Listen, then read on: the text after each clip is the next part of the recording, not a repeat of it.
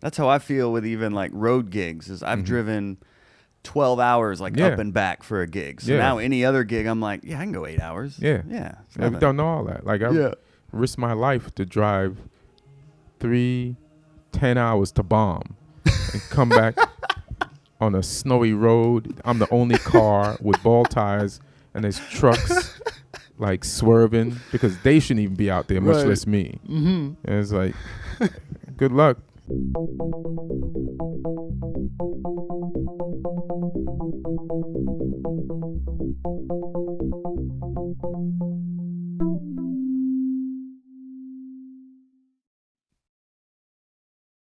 Hot breath. All right. Hot Breathiverse, welcome back to the Hot Breath Podcast. It is I, your host, comedian Joel Byars.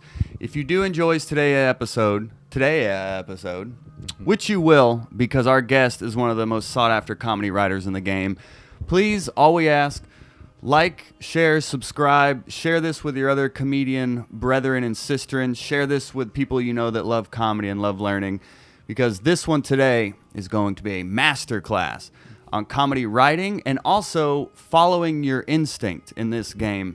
My guest today, his comedy career actually started in the Burger King drive-thru where he would tell jokes to customers until one day a customer is like, hey, you should try comedy. And the rest is history. He is now one of the highly demanded comedy writers. He's written on SNL, Two Broke Girls, Blackish, just to name a few. But all that success did not come without the comedy grind he had in New York City. Living in his car that had holes in it, I believe. Had holes in the floor? Yeah. Your car? To now becoming where he is. But what I mean while him following his instinct is he's been in all these great writers' rooms and all these great comedy stages. But he actually quit Two Broke Girls to then write for Blackish, to then quit so he could pursue stand-up full-time, all the way to the extent that he actually turned down another TV writing gig on Lil Rel's show so he could actually pursue the craft of stand-up even more. So he is now coming out with a special July 11th? 12th. Yeah. July 12th. So sorry, I need to do my research. But you're definitely going to want to take notes on this one. Tune in, turn up. That is not our catchphrase, but today it is. So, ladies and gentlemen, welcome to the Hot Breathiverse. Mr. Ian Edwards, everyone. What's up, Joel? Why am I even here? You just told him everything. No, I told him the context. You don't need me. But see, now they know. I used to try to like weave in my research into conversation, but I've learned that if I just get it out all up front, now the audience has context for all this education you have is. I only lived in my car for like 3 months. Living in your car at all, man. Yeah. Well, you make it sound so easy. Yeah, it was easy. Yeah? Yeah. What was the worst of it? Like, where'd you eat? Where'd you shower? I slept in a Pathmark parking lot. That's a 24-hour supermarket in New York. Mm-hmm. So there's people coming in and out, and turn on the car for heat. And I had a friend in the back seat. He was homeless too. What? Yeah, he got into it with his parents too. So he wasn't staying. So and then I'll drop him off at Nassau Community College because he went there and he showered there. And I would go to another friend's house and shower. And then food, I'm never home anyway, so you just eat the food. You know, you go out and you get food. Yeah. Okay, with what money? If you're living in a car. Yeah, it doesn't mean you're broke. It just means you don't have a place to live. Oh, you just can't afford a place to live. Yeah. Okay. Because I just like got into it with my parents and then left home. I said, fuck it, I'll just stay in my car till I find a spot. Yeah. It worked out. Yeah. Is this all while you're doing stand-up? Yeah. Like in New York? Yeah, in New York. Yeah. Yeah.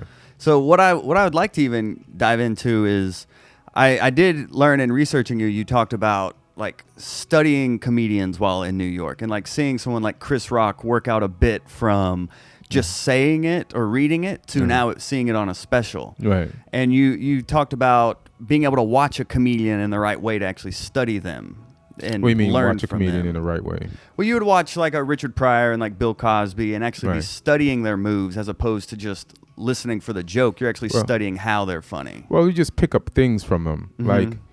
Like I look at Richard Pryor, and the first thing that stuck out to me more than anything was originality. And I was like, well, why is he original? Obviously because he's talking about his life.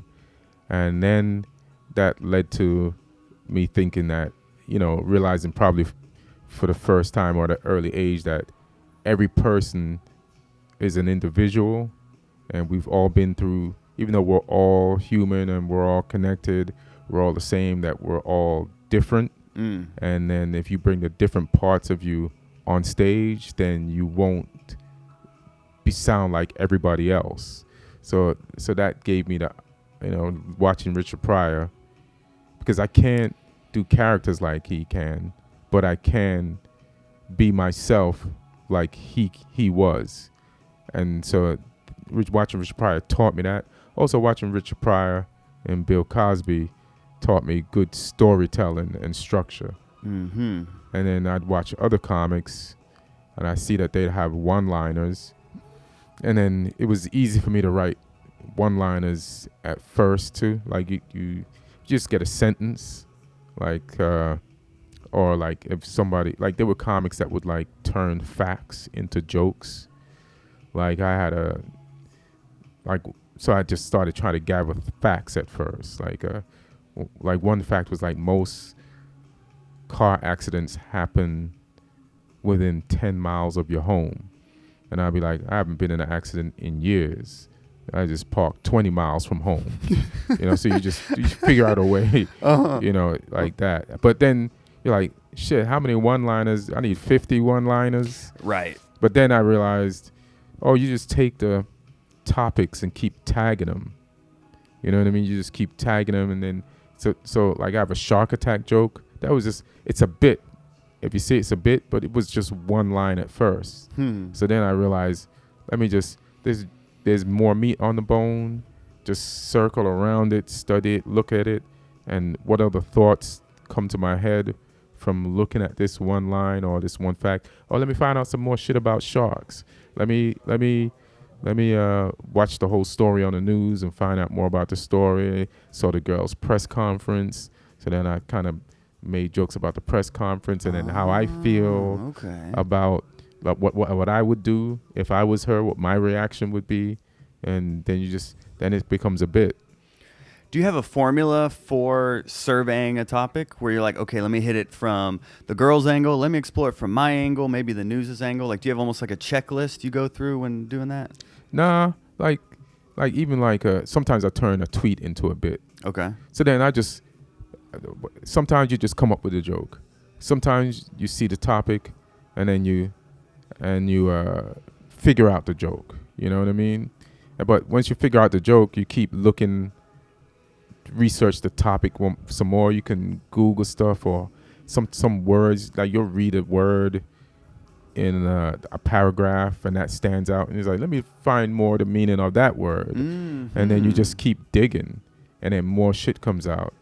And then sometimes if I want to write a joke about a topic, I'll just vomit. Let's write anything that comes out about this. Don't even think about it. Just write anything that comes out about it.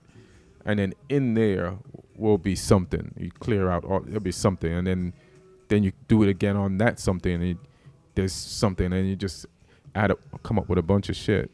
And is that something, a phrase or a single word? Phrase, word, anything, yeah. Could be a slang word. I have a joke about fuckboy, It's just a slang word, and I just thought about how different that word meant something else when I was a kid or when I was younger and what it means now. And then I made a joke about that, and it's in the special. Oh, okay, cool. And it's a whole bit. But it grew from you just free writing about fuckboy, finding some funny things within I was riffing. As a matter of fact, I was riffing with Jermaine Fowler. Like somebody had called him fuckboy in a tweet. Oh, okay. And then we were at West Side Comedy Club in the green room, and he read that off, and then that just came out. Yeah, yeah. And will you take note when things pop up? How do you? Sometimes, I write stuff in my phone so I don't forget it. Like I used to think I remember everything, and then after years of not writing down anything and not having new material, because I would write down everything, or you make the voice record message to yourself, Now I have this thing where I just text to myself. I'll do that too. Yeah. Yeah. So you'll do free writing. Are there any other techniques you'll use in writing? I use all the techniques. I'll stand in the mirror and go over shit, and then because you're just by yourself, you're freer to improvise. You're not waiting for an audience to tell you that the joke is done. Mm-hmm. So you'll go further than you normally would in front of a bunch of people. At least I do. I'll sit down and write with either a pen or type. Conversations. Like when I first started, when you mentioned about the Burger King thing. Mm-hmm. Once I decided I was going to do stand-up, I realized, where am I going to get material from? So anything that I would say to somebody that was funny and they would laugh, I'd write that down, make a note of that to use as a joke. Mm-hmm. You know what I mean? And then start gathering material like that. Like I didn't want to waste anything, any idea. And then sometimes also when you're in the middle of doing nothing, like taking a shower, washing your car, or just doing like a task, material, or the fix for a joke, the patch for a joke would come. And then, stuff will happen. Be sure to write it down. You have to rewrite it down. Patch. Yeah, don't forget that patch. Yeah. What is the success rate for a joke? I've interviewed comics on here who say like 1 out of 20 jokes they'll end up keeping. Do you have a? I have no idea. Yeah. Yeah, I don't do math like that. Oh no? Yeah, who has time for that? But through how long you've been doing comedy, it's like I don't know if you just had just sort of like a mental note of like, well, I know it's going to require me to write X amount to discover. Each joke is different. Like there's jokes I couldn't pull off back then that I could pull off now. And I don't know why. So it's like sometimes you have to be mature enough or grow a little bit to do certain moves. It's just like sports. Like who was talking about? Michael Jordan was talking about he practiced dunking, couldn't dunk, and then in the middle of a game he just fucking dunked, and then from then on he could dunk. You know what I mean? But he couldn't dunk the day before. Whoa. You know what I mean? Yeah. It just in the game it just happened, and then from then on he could just dunk. So it's like the time has timing. Yeah, I've heard you say that it took you 10 years in comedy to like really lose the nerves. Maybe even longer, but yeah. Wow. At least that. But I just wasn't used to talking in front of people. Yeah. Yeah, because I mean, I'm 9 years in, and it's like I'm still like just really crawling. Like, I mean, I feel funny, but then when I look at people like you who have been in the game even longer, it's like there's just so much more. Yeah, don't ever measure either. Okay. Yeah, measuring is wrong. It's like, like here you said this is a comedy class, right? Mm-hmm. Like this is what comics do, and this is what I did. We overthink things, we get in our head, and we make this game harder on ourselves than it is. You know, just know if you first start, you're gonna be terrible, and accept that.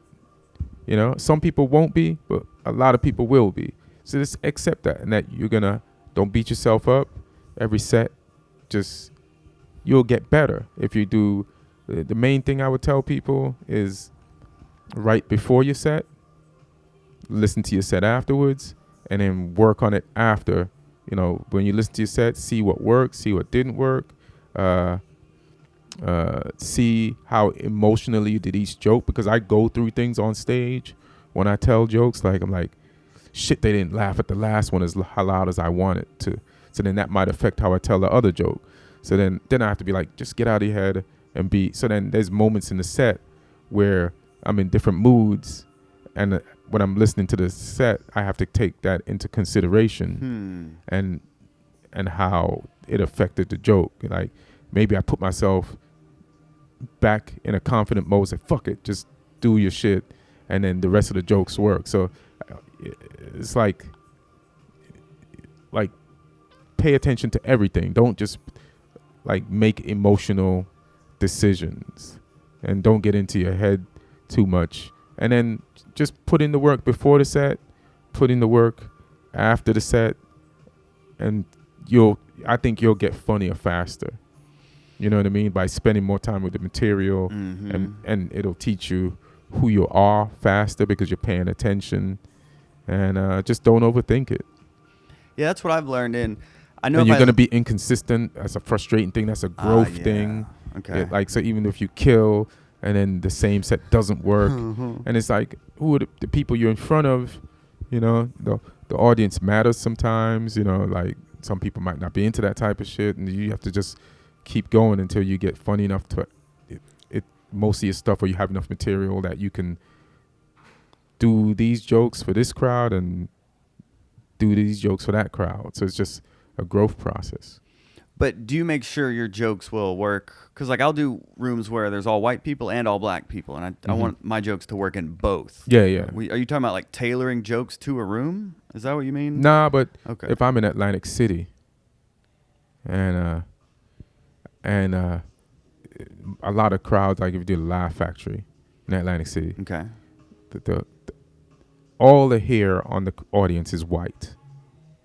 So I don't think they want to hear a squirting joke. You know what I mean? So you might have to cut that out. But some people don't have a joke replacement for their squirting joke because they're only been doing it a few years. Right. But if you've been doing it a while, I'll do this joke that I don't usually do anymore, or I do, but I wasn't going to do it tonight. I'll just do it now. Gotcha. Yeah. Okay. Yeah. A little awareness of the audience. Yeah. And being fair to them. Yeah, not pandering, but like, they're not going to want. Yeah. If it's a joke that you wrote anyway that you like, but you just wasn't going to do that night, you can do it. Yeah. And that process, learning that process can require a lot of bombing. Yeah. I feel like every comedian, I always ask all the comics, like, their most memorable bombing or, like, getting booed on stage or, like, is there one that pops out into your mind that's just, like, unforgettable? There's a lot of them, but one, like, talk about growing. Like, when I started in New York, I just wanted a strong 5 minutes, and then I got that strong 5 minutes. And I'm from Jamaica, so that material was about me being Jamaican. There's a lot of Jamaicans in New York. It used to kill, like, from beginning to end, and then you'd, like, start getting respect and spots and stuff like that. And then I got booked on a show in Philly, you know, at Temple University with some other comics. And then I go out, I do my first joke, and that shit bombed because there's no Jamaicans in Philly. And then my next joke is about being Jamaican. So it's just like 1,000 people staring at me like, what the fuck is this dude talking about? Right. We don't know any Jamaicans or have any contact or context. And the third joke, and then this must have been like 500 to 1,000 people that booed me. Whoa. Yeah. Which is why, but it makes you tough. Of course. It makes you tough. Of course. And sometimes on Twitter, like I made this video on my Instagram about Ruiz losing that fight. He's a boxer. Ruiz won. He beat Anthony Joshua. And I made a video, like, kind of in my post. In my post, I gave Ruiz. He's an out of shape guy, and he beat the most in shape guy ever. And I gave him his props, but in the video, I still kind of clowned his shape, you know, because it's like him being out of shape is the outstanding thing about the fight, about him winning the fight. You know what I mean? Yeah. So, you know, there's jokes in that. So then I posted it, and then All Things Comedy reposted it, but they changed the caption to suit, you know, because they reposting it. So then people don't see the part where I praise Ruiz, and they start trying to shit on the video. Right? Okay. And I'm like, hey man, either way, I don't care. I've been booed. Like a room of 500 people to 1,000 people told me I wasn't funny, and I didn't listen to them. So no matter what you say to me, you write your cute insult on Instagram or Twitter, why would I listen to you? Like, I'm immune. You know, so That's how I feel with even like road gigs. Is I've driven 12 hours like up and back for a gig. So now any other gig, I'm like, yeah, I can go 8 hours. Yeah. I've done all that. Like I risked my life to drive 10 hours to bomb and come back on a snowy road. I'm the only car with ball tires, and there's trucks like swerving because they shouldn't even be out there, much less me. And it's like, good luck. Twitter didn't even exist then. Good luck, y'all. Wasting your time trying to discourage me. That's what we like. We're masochists, man. Not even masochists. I just feel like we know what we want to do. Like I know what I want to do, you know? So let you fix the camera. Yeah, I was just trying to, I think it's fine. Yeah. It seemed a bit choppy. Because I had, but we'll see. Do you edit it afterwards? There we go. Yeah, it was the ISO. Yeah, this is a one-man band right here. This is the hustle, man. Yeah, I feel you. Yeah, we've done this over 180. This week was episode 180 that we just launched. So cool. It was cool. We had Ian Bagg on this one for 180, and he was talking about driving 5 hours for 5 minutes. You know, like it's just the stuff we do. Yeah. So what stuck out to me when you're talking about that Ruiz situation was that you almost like had a clear premise. You're like, it's funny because he's out of shape. Right. Do you look for that in a joke where you're like, okay, if it has a clear premise, then I know I'm on to something? Yeah. I mean, or sometimes I used to only write bits from a joke that I saw immediately. But now, then I matured to the point where this is an interesting topic. I want to have a joke about this topic. So let me sit down and figure it out. Because when you first start doing comedy, like you're just learning how to write jokes. So you might not necessarily be talking about the things you want to talk about. And this is just, for me specifically. But then I learned the joke writing formulas just from trying to just have material. And you just get it from anywhere. You just learn how to write jokes. And then you start applying it to personal shit. Because now you know the formulas. You have experience, and now you can write more about the things that you want to write about, as opposed to just waiting for things to fall out the sky that appeal to you, that are funny. So, what are some of those formulas? Just misdirection and just the same thing about the car, the accidents from home, like the surprise, like there's just things you can do. Like even when I'm texting with people, I take a second before I respond. I was like, some of these might say hi or good morning. And there's if you think for a minute, there's a way you can respond to it. Sometimes I'll wait 5 hours to respond to a good morning text. And it'll be 5 in the afternoon. And then I'll write back good morning. You know what I mean? Just because? Just because. Yeah. Because 5 p.m., good morning. It's funny than all 10, for the joke. 10 a.m., good morning back. You know what I mean? I love your commitment to the craft. Yeah, you just have to go back to sleep. That's all the commitment is. And then wake up out 5 hours later, or 7, whatever the time is. Yeah, I actually started with one-liners as well. Right. And like how I would do a one-liner is I would like have a setup. I would explore topics to create a setup. And this was all like more surface jokes, just like figuring out how to be funny, before even getting personal. But I would like have a setup and then be like, okay, what all is the audience assuming? What am I setting them up to think? And then pick one of those assumptions and then like flip it, and that would be the punchline. Right. Is that how you would kind of dissect a one-liner, or how would you kind of get from point A to point B? Like similar like that, misdirection, say something shocking, or just flip or twist. Like there's just a flip or a twist to anything, you know, and then you just look for it. Or there's the thing in the sentence that nobody's focused on, but if you make the joke about the thing, so it's like this, you have this sentence that has this important thing, but there's this one thing in it that nobody's paying attention to. And if you mention that thing, the joke is that thing, because everybody is looking at the end of the sentence where you know. But you almost have to direct their attention to the end of the sentence. Well, with how you people's frame it. direct attention automatically goes towards like the most important thing in a sentence. Okay. So you could make a joke about the least important thing in a sentence, like because they don't expect it. So then, boom, you know. So do you have an example, a personal example of? Not that I where can you've think of done right that? now. Yeah, Yeah. no, it's fine. Yeah. Yeah, I was just trying to think of one as well, but I think maybe like my I talk about how Harriet Tubman, like I talk about news and how Harriet Tubman, the only good news I had recently was Harriet Tubman is going to be the first woman on a $20 bill, and everybody applauds. That's a very important statement.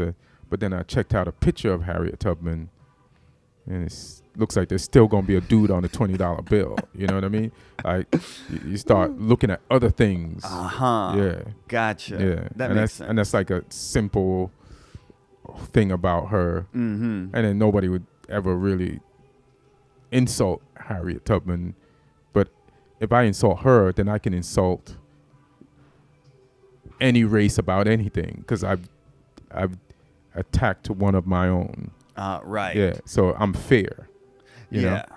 Like you have that joke about Jesse Jackson's. Yeah, I don't want to butcher the joke, but Right. it's like Don't butcher it. Yeah, I love Okay. like anytime a comedian, then the comedian has to correct you like verbatim. No, it's actually this. I had to craft that, but yeah, he's not a good leader because he hasn't ever been like Nobody attempted ever to be- tried to kill him. Yeah. Yeah. So like, how did that?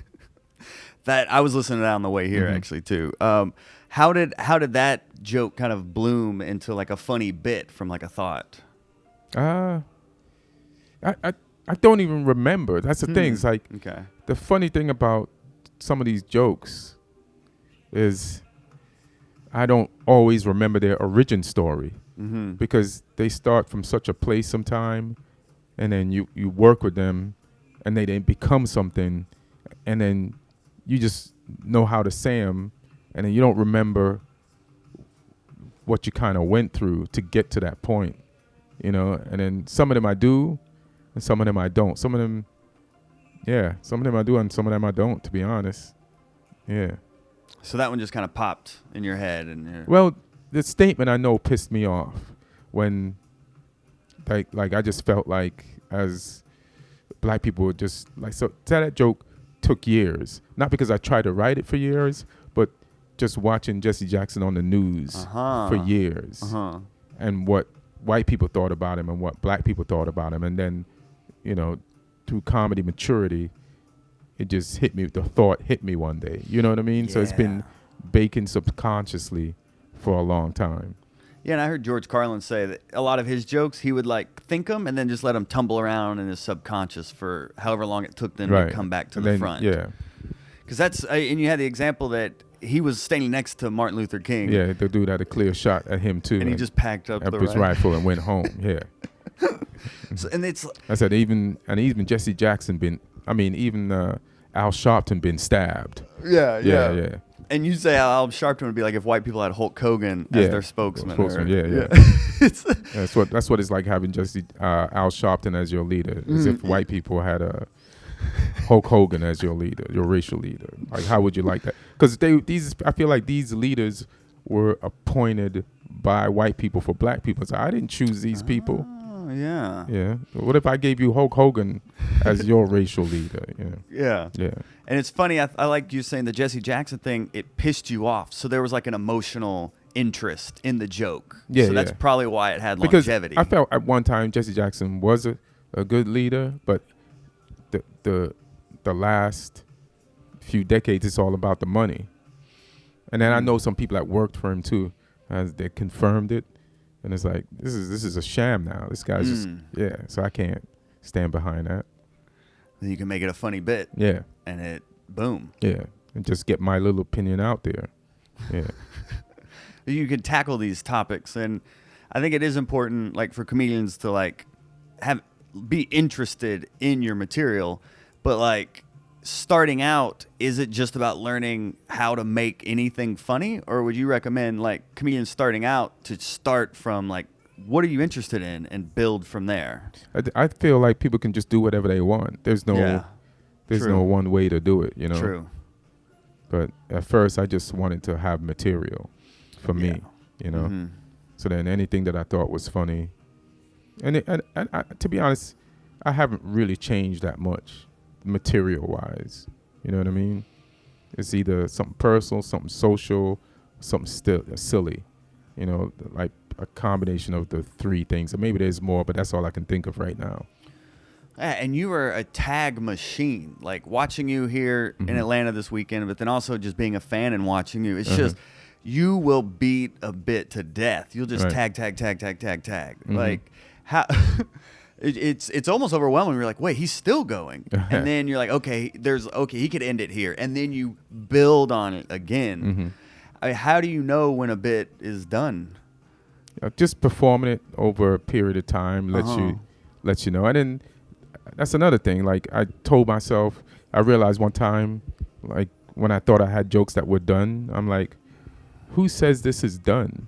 Like if I say it's done, it's done. But if I leave it open, I can always come up with something. So even if I have a bit that's full, like I still say it's never done. It's never done until you shoot it in a special, and then you can't use it anymore. Yeah.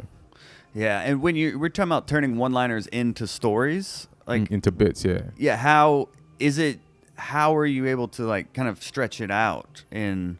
Because the one-liner is a one-liner, but it's also a topic. So what else is funny about this topic? So then you can look up the topic or just write down funny things about the topic, and then you start like growing it, you know. Gotcha. And then you put one part there, one part, and you make it. You put it in an order that a beginning, middle, end of a bit. You know what I mean? So like a story. Yeah. It's kind of have like we start here and we end here. Yeah. And do you like your bits kind of like in a sketch, like there'd be like an arc, like an emotional arc or like a story arc within your jokes? If one happens, yeah. You don't overthink it to where I Yeah, gotta start, but it's gotta end here. Yeah, right. Yeah. Okay. Yeah. How does it compare to like you writing on all these like amazing TV shows? Because that's why you got out of it also, because it was taking away from stand up, and you're like, hey, I'm funny on stage too. Right. And you but I was doing both. You always been doing both. Always been doing both. But then yeah. the industry just sees you as a writer, even though you're doing both. Like I'm performing all the time in LA, like at the Laugh at the Improv and the Comedy Store. Yeah. So then they don't see as a comic. And then I have friends, they're on the road, they're freer, they have more time, they're making more money than in a writer's room, even though, you know, so that they, you know, I'd rather do that and be free and travel and see the world and have even more of my own schedule. I mean, the writers' rooms will pay. Yeah, they do. The Lil Rel you said was like, it would have been $9,000 a week. And you're like, nah, I'm going to do stand-up. Like I'm at the Comedy Store where like Theo Vaughn is going to Australia and selling like thousands out. Tom Segura, Rogan, and I'm definitely not at that level. Like I'm losing money right now. But like I can see anything that I've set my mind to, I've done. So I'll just keep going and stand up and do that. Yeah. And a special coming out. Yeah. That'll help. And I'm trying to get the material together to do another one. Already. Yeah. Like half the material in the set you saw last night is new, and the half of it is from the special, which hasn't aired yet. And I'm just trying to keep writing and push the last half out. Like the set that I'm doing now, it's the best mediocre set I can do, because everything is not cooked and baked. Right. Yeah. Yeah. And you're getting the best of my mediocrity. And when we're talking about you're writing a new set, like, do you sit down and write every day, or you talk in the mirror every day? Like, are you disciplined like that? There's times when I am, and there's times when I'm not. But like when I say about comedy is simple, it's like, think of it like this: if you sit down to write, you know, I used to like try to write whole bits. Yeah, and it's frustrating if you have a writing session with yourself or whatever. If you have people with you, it's frustrating when you don't come up with a whole thing. But here's how I simplify comedy. It's like, if you write a new tag or a new joke every day, or a new joke or a tag to a existing joke every day. Right? There's 365 days in a year. By the end of the year, you'll have 365 funny things. So then people don't beat yourself up. You know, just when you sit down to write, come up with one funny thing. You can keep going and come up with more, but don't be disappointed that you didn't write the world's greatest bit in one session. Right. Yeah. You may write 10 sessions and not have anything, and then that 11th is like, oh, I just found 3 things. Right. Or you know, if you get one, it's just by, you know, just do it. Sit down and do it. Right. Yeah. Yeah. I think one of my favorite writing quotes is Chris Titus said he hates writing but loves having written. Right. She's like, you always feel better after. Right. But it's showing up. Yeah. You're just like, ugh. But then someone like Mark Normand, he talked about on here, he'll just talk for an hour. So he's more of just vocal. He'll just stay in his hotel and talk. Talk to himself? Just talk to himself about whatever the topics are. Right. And then pull bits from that. Right. That makes sense. Yeah. I feel like an insane person if I'm staying at home just talking. It's like talking in the mirror, you know, like if you're writing is talking, that's all it is, but with a pen, you know, you're having a conversation. Like I say, I get jokes from having conversations with people. Yeah. You know, it's like if you have nobody to bounce it off, that's why sometimes I'll just bounce an idea off just to have something, you know, to come up with something, you know what I mean? Yeah, we're always looking for jokes, but it's like, is there like a trigger where you're like, this is worth pursuing, and not just because we'll be like, this is hilarious, and then as soon as you're saying it on stage, you're like, this is the dumbest thing I've ever thought. Like in the middle of a sentence, I'll just be like, I don't even know why I'm gonna finish this sentence. This is dumb. I mean, sometimes it's like that, and then sometimes it isn't. It just is what it is. I mean, the beauty is that you know this is dumb. That means you learned comedy. Right. You know what I mean? And you know better as opposed to the person that doesn't know. Because you've seen the comics that don't know what isn't funny, and they keep doing it. And then that's a learning curve deficiency. You know what I mean? So knowing what's not funny is a mark of comedy. Yeah. I'll take that. Yeah. I'll take that perspective. Yeah. So with you jumping into stand-up, and you're really getting into your special because it's a unique format you're going for here, and like it's with all these specials coming out and saturating the market, we're at a point where even someone at your level of funny is like, me being like knockout funny just isn't enough. Right. So like what was your kind of approach to, you can tell people what the special is as much as you want. I'll wait and release this when the special comes out as well, though, just so it's all in the same time. So if you want to say anything about it then, as if it's already out. But like, how many ideas did you go through before you landed on this one? Or like, what made you decide on this? And like, what was the whole thought process around me standing and just being funny is not the move on this one?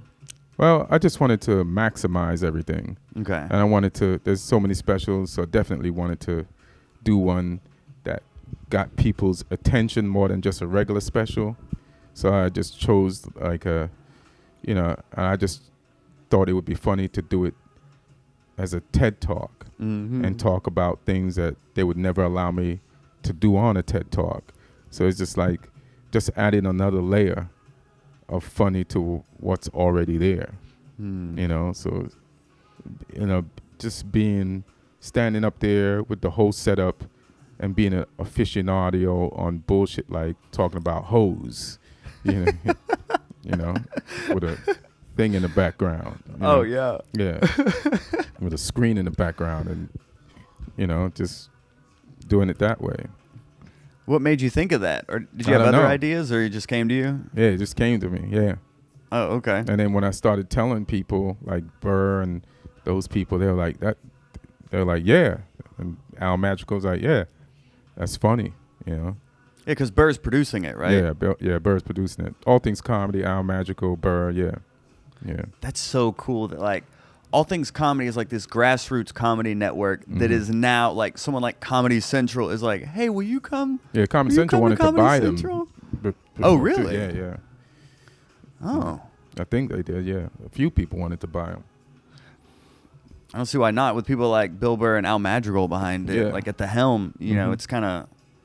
That seems to be where the industry is headed, though, or the industry is, where it is kind of like people just having self-made success, and then all the networks are trying to just latch on. Are you seeing that? Yeah, that's what comedy is anyway. It's like if you go back to Dane Cook, right?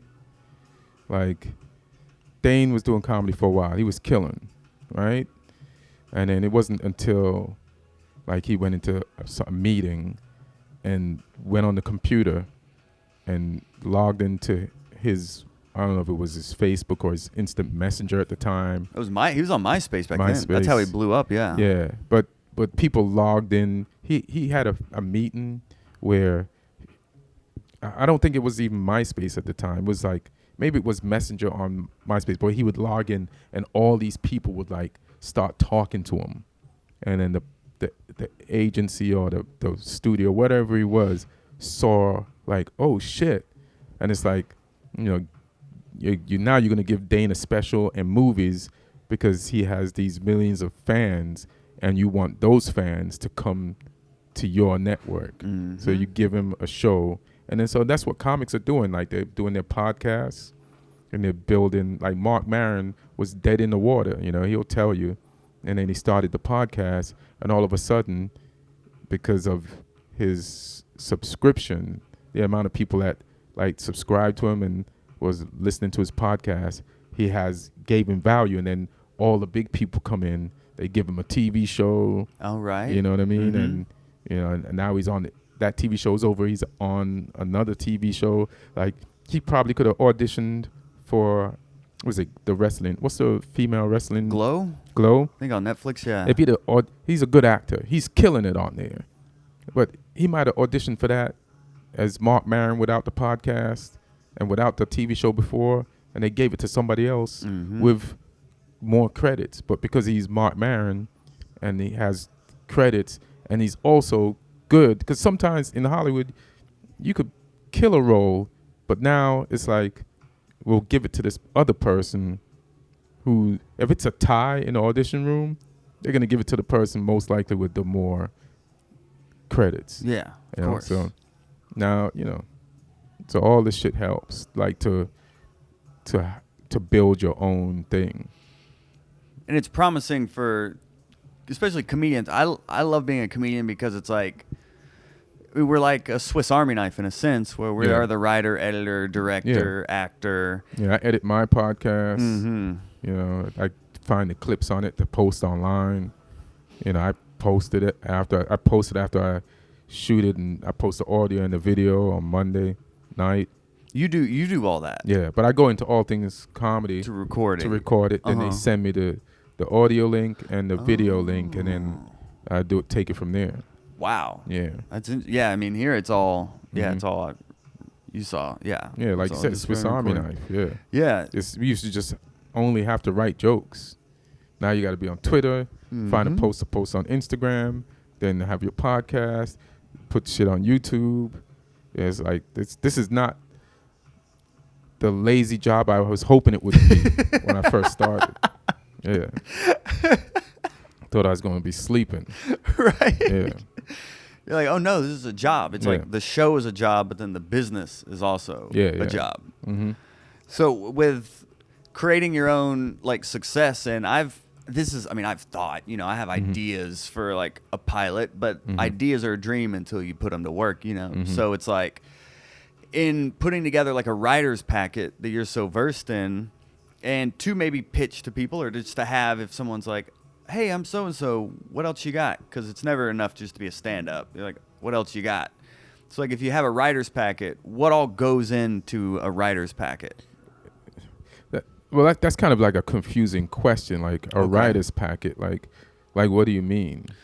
Well, when you apply for writing jobs, you send them a writer's packet, right? Well, I send them what they ask for, and every show, depending on the type of show, asks for different things. Okay. So if it's a sketch show, you know, then before I used to do a lot of sketch shows, so I had sketches, some that I wrote to apply for the job, and some that I had written that I was paid to write for other sketch shows. So whether they use them or not, that goes into the sketch package. Okay. So I always had a sketch package for a show.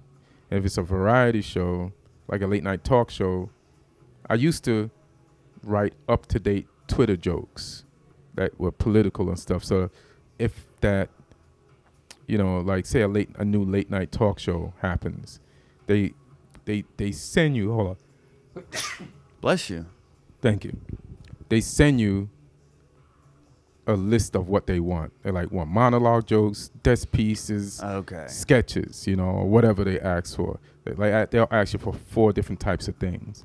So then I just go to my Twitter, get the 10 latest jokes from there. That would be my monologue, and then so I wouldn't have to write the monologue. I like that part will be taken care of. Then I'd have to create desk piece ideas based on their specifications, and then the other segments I'd have to create stuff based on whatever they ask. And then maybe I'd have stuff from another package that I sent in that I could still repurpose or reuse in that. So, and then for a sitcom, they want to see a sample of like a pilot that you wrote or a sample of another show that was on the air that you wrote. And it had to be like, back then, you had to, there was shows that were hot and they wanted to see a sample of specific shows. So you had to okay. So like when Seinfeld was hot, they wanted to see a Seinfeld spec. And then they wanted to see a Curb Your Enthusiasm spec after that. And then now I think it's more personal shit. Like it's more just a spec of some shit you wrote. You could be, I know people that wrote plays and got a sitcom job or a movie. They submit a movie idea that they wrote, Okay. Yeah. And spec just means like you wrote for free, right? Yeah, Is that what spec means pretty much? Mm-hmm. Okay. So you're also looking, you went to like directing school. Yeah. So you're almost getting away from writing and you want to become almost like the puppet master. You want to start pulling more strings in the Ian Edwards. What do you mean? Brand. Like if you want to become a director, you want to start doing movies. Or like because what I liked about what you said earlier is you said whatever I put my mind to, right, I've achieved. Mm-hmm. And I've been more mindful of that this year in terms of like setting a high bar and like actually working towards it and not just like, whatever will happen. Right. It'll be fine. What is, but like having a clear vision and having ambition is something a lot of comics may lack. So it was cool to hear you. I put my mind to things and I achieved them. Mm-hmm. So it's like, what are you putting your mind toward right now? To building this road thing into like the good road, like go somewhere. The good road. Yeah, the good. There's a hard road and there's a good road. I want to get on the good road. To go in town, do a theater. Instead of doing 6 or 7 shows on a weekend, or just doing some good solid rock club one-nighters and sell them out. And getting the door and building that into theaters and maybe more. I don't know if I want to do arenas. I think that's just too much. Have you done those with Joe Rogan? Have you done any of the arenas shows? We've done like 3,000 seat theaters and shit like that. That's like manageable. And then I did go with Tosh, and we did like some 6,000 seat places, like, and then all of it might not have been full, but even Tosh was like, why the fuck am I doing this? It was so really, yeah. And I'm like, haven't you done this before? He's like, but then after you start doing them, it works just like a club the way they set it up, So I see why comics like Kevin Hart ends up doing a football stadium, because he grew into it. Mm-hmm. But still, if you're just standing on the outside looking at it, it's like, I don't want to do that. It's too much. Oh, it's like overwhelming, or? Yeah, it's overwhelming. Yeah, like how do you get everybody to listen? Oh, right. You're not just thinking about the check. Sometimes there's people talking. The Laughing Skull is like 90 people, I think it holds. Yeah, I think maybe the max, 80 or 90. Yeah. Yeah. So, and you can't always control everybody in there. Right. So imagine like 50,000 people in a football stadium. Yeah. What like you perform in front of 80 at Laughing Skull, and it's like when you have that room rocking, like, yeah. I mean, you'll be buzzing afterwards. Yeah, I exactly. can imagine 8,000. You must be on just like straight drop. I mean, Like how high you are after that set. yeah, I'm just glad I made it. Oh. Made it through. Oh, they were with me. Yeah. Oh. Yeah. Hey, how long have you worked with Tosh? Maybe like 4, 5 years. Yeah. He's kind of a mysterious character in comedy. Like he has a successful TV show, he has killer specials, but he's kind of off. He's just still kind of he doesn't off. do interviews. He's off on his own. Yeah. Yeah. What is he like? He's a funny guy. He's fun to be around. Yeah. Yeah. He's Okay. hilarious. Yeah. Likes to joke around. He loves sports. Yeah. It's just a fun guy. Gets to have some good weekends. Just doing shows and just clowning. Yeah. He's a comedian. He's a comedian. Yeah. Yeah, he's not like above it. He's just maybe strategic in how he presents Yeah, himself. because it's like, it's like if you do an interview, somebody could use some shit against you. He's like, he's already successful. It's like, what does he need to be? He's where he wants to be. He's doing exactly what he wants to do. Right. And he's not being pulled by the lure of something else. You know what I mean? Mm-hmm. And he's enjoying his life and living it the way he wants to live it. And that's the thing. I think he follows his instincts. You know what I mean? And that's what we just need to do. That's all comedy's for. First of all, if you're a comic, you're following your instincts because you're taking an L. You're taking an L from, you're not going the traditional trajectory of life to get what you want, but you're being called by your inner self to do something, and you're taking a chance to do it, and you're not going to have like the things that society tells you that you should have, like a job and financial security at first. Mm-hmm. But the promise of it is what you are listening to, and the fulfillment of it. You know what I mean? So, like, while you're in it, don't stop listening to your instincts, and don't get pulled off course to do some shit within it that you really don't want to do. You know what I mean? So following your instincts may be like not taking a job just Yeah. for the sake of having a job. Yeah. It's almost just embrace the struggle. Can you expand on that? No, it's not even just not taking a job. It's like a simple example. One time I went to this meeting, Okay. and then the guy gets on the phone in the middle of a story I'm telling, and it was a meet with a big agency. I just I guess won the NBC comedy competition or something. I forgot the diversity comedy. Right. Yeah. And this guy's on the phone, and because it's a big agency, I stayed till he got off the phone, finished the story, which he wasn't paying attention to anyway. And I should have just left that fucking meeting once he got on the phone and walked out. My instincts tell me I would have won. I would have got his attention, and he would have gave me the respect, and I would have probably been with that agency. But because I'm like waiting for some guy to finish some fucking phone call, you called me to come into this meeting in the first place. Yeah. Yeah, but I just wanted it so bad. I wasn't listening to it. I'm like, this is wrong. Like if I got on the phone when he was talking, he would have ended the meeting. So just leave. Say, hey man, don't have to be leaving a mean way. I say, hey man, this isn't as important to you as I thought it would be. So I'm out. Mm-hmm. But when it comes to following your instinct, I mean, at some point, especially in comedy, you need money to live. Yeah. You do. I've done it. You'll make a short-term sacrifice. You'll take the short, the low-hanging fruit just to get you to the long-term goal. Yeah. Okay. Yeah. Okay. That's why I didn't know. But then there's a point when you have to be like, no more low-hanging fruit, or else because some people end up doing that and they go off track. It's like when you're walking down a path and there's if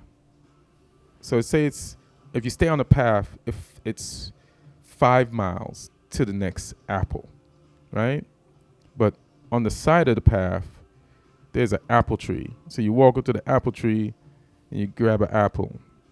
You can go back to the path, or there's an orange tree. You go to the orange tree and the avocado tree, and then you're 10 miles off the fucking path as opposed to just, you could have gotten to that 5 miles on the path. You know what I mean? Yeah. Yeah. So you just got to watch out for that.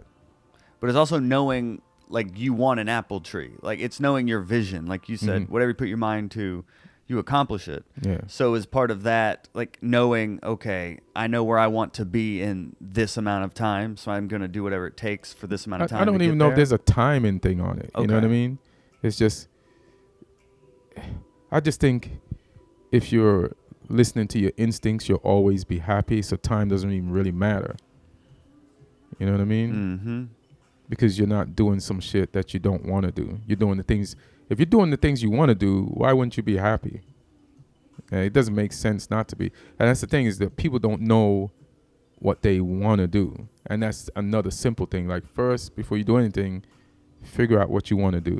What you really want to do. You know what I mean? Did you have that vision when you started comedy of, like, where you wanted to take your comedy career? Yeah. And you're living that? Yeah, like, yeah, for the most part, I wanted to, I mean, overall than anything, I just wanted to laugh and have a lot of fun. Okay. And as long as comedy is affording me that, I'm on the right path. You know what I mean? Okay. Like, when I was a kid, I was watching Magic Johnson, like, not just play, but in interviews, he'd be laughing, he'd be smiling. Like, damn, that guy's having a lot of fun. I would like to have that amount of fun in my life. And then through comedy, that's what I'm doing. Like, the people I hang out with, late night in diners, we laugh, we joke, we just be rolling, you know what I mean, after a set. And so you're doing comedy, and the people you meet are funny, and you're having a good ass time. And you might not have all the money in the world, but what's better than having a good time? Like, for real. Like, what is? Like, such a good time, you couldn't even pay for this shit. Yeah. Yeah. And you're talking about hanging out with, like, the Mount Olympus of comedy. Yeah, like, yeah. You're hanging out with the, like, exactly. top comics in the world. Yeah. Is there anything you've learned from being around that caliber of talent, or any other, like, lessons, or just how they operate or how they think that maybe you could share with the audience? I know a lot of the good people, their honesty, like the funniest people, their honesty has gotten them, you know, they're bringing their honesty off stage, on stage, has gotten them to where they want to go, you know. So it's different for everybody, especially, like, generations have changed. So it's like, whatever's going on with the new generation or newer generations, you know, whatever you follow instinctually. Like, there's so many different ways shit works. It's like me saying what I picked up doesn't even really always necessarily apply to what's going on now, even though I'm in the now. You know what I mean? But it could trigger. Whatever you learned may not apply specifically, but it may trigger another, like, inspiration. Yeah, I would just someone. Like the guys I hung out with, like Patrice and Burr and Keith Robinson and just other people. They were just, and there's so many other people. They were just the most successful ones of them. They were just honest about who they were. Like Jim Norton is honest, you know. His comedy on stage is just honest, you know. And then, like, Dave Attell just works hard, you know. It's just keeps writing, you know, and just keeps going. So that's all. That's specifically what I've learned. Yeah. Well, this has been awesome, man. Oh, You've cool. taught us a lot here. Did you enjoy it? No, not at all. You hated it. Yeah. I feel like this whole interview you were waiting for that punchline. Like, you'll wait all day for the good morning text. Yeah. You're like, I just can't wait to tell this kid This how sucked. much I hated this interview. Well, you hadn't done that many interviews, so I was happy that you were willing to sit down and, like, share the time. So I really appreciate it, man. I'm just fucking with it. I had fun. Yeah. Maybe. I can't even tell. Yeah, and then you got to tag it. Well, maybe. Yeah, maybe. No, I mean, maybe I will never even tell you. Yeah. Maybe I'll not even let you release this. Yeah. But as we, before we get out of here, is there anything else you want the world to know? Special comes out in Comedy Central midnight. July 12th, which is Mm-hmm. technically July 13th. But Friday night, July 12th, midnight. Check it out. And if you don't see it, then go to Comedy Central. Check it out online. Follow me on Instagram at Ian Edwards Comic. And my website is kind of functional. IanEdwardsComedian.com. Yeah. So go there, and just have fun. Enjoy your life. Trust yourself. Boom. That's the big lesson. Hot Breathiverse. Trust yourself. Trust your instincts. Yeah. Put in the work, though. Put your mind to something, and then you can achieve it. Like Mr. Edwards here. Yeah. Starting out in comedy, he was like, one day I want to do a podcast in the lobby of a hotel, and now we made it. So and sometimes you get sidetracked. You end up doing things you don't want to do. this is the apple tree Yeah. on the side of the path. Yeah. This is the orange Instead tree. of the one on the path. Yeah. Yeah. Well, if you did enjoy this episode and you found it helpful, reach out to Ian personally. Let him know that his time off his path was well spent, and you did learn a lot from him, because that is all we're trying to do here in Hot Breath, is just learn from the most successful comedians in this game. And this week you chose me. And we took a side path on the show to interview Ian. Yeah. We took a little detour. Next week you'll be talking to some successful comic. This was really just to get to Tosh later. Yeah, so Ian's the conduit to Tosh Yeah. and Joe Rogan. So guys, just stay with us. Basically. Bear with us. Yeah. No, dude, I'm a fan, man. No, I feel you. I'm a fan. It, like, I'm not mad at that at all. you're right as a comedian, and watching your writing and just seeing your success not only in the writer's room, and then now what really inspired me is you're like, I'm not going to take that $9,000 a week job because I want stand-up to be like my identity now. It's like, that's way That's because I easier thought said than stand-up done. was my identity, but people just, so now you have to let them know. No, you know what I mean? Yeah, but I mean, Yeah. that hasn't, I mean, you just made that decision not long ago. It takes time, like you said. Yeah. It's got to bake, Yeah. Yeah. Yeah. So it's going to happen, man. No, trust me, I know. Especially I after wouldn't this. be doing it. Yeah, especially after this sidebar. So if you did enjoy this, please subscribe to the YouTube channel. Hit us up on all of our social media. Share this with people that love comedy. That's what we're doing here. So spread the message of comedy. Hot Breath Podcast is the website if you want to support us directly and get some merch. And support Ian Edwards and all of his endeavors to making stand-up his new identity. Oh, yeah, there you go. I like that. Would you, for the Hot Breathiverse, just look at them and let them know who you are and why they should listen to Hot Breath Podcast? My name is Ian Edwards, and listen to Hot Breath, because you might learn some shit. Not from this episode, but maybe from the other episodes. All right. All right. Ian Edwards, thanks for being on Hot Breath, man. All right. One. Woo.